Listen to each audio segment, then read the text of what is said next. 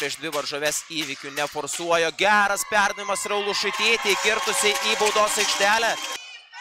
Žaidėjų aikštėje Dalia Donskichytė ant lėkštutės, Daugėliai Ūsiai. Gan gerą puolimą sezone demonstruojantis Klaipėdos LCC atsidengusi.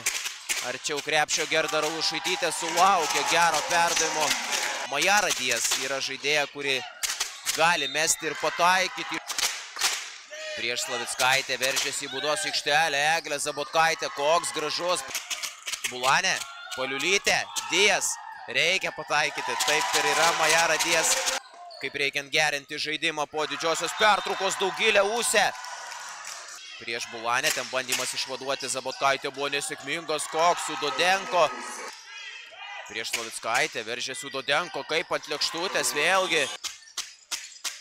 Raulušaitytei 2 prieš 2 geras perdavimas, bet nebeužteks laiko. Vilniaus Kibirkščiai Aukštikalnytė išsimeta iš 3 taškų zonos ir pataiko. LCC grėsia sezono pabaiga. Jau šį vakarą Šulskė iki galo. Dijas.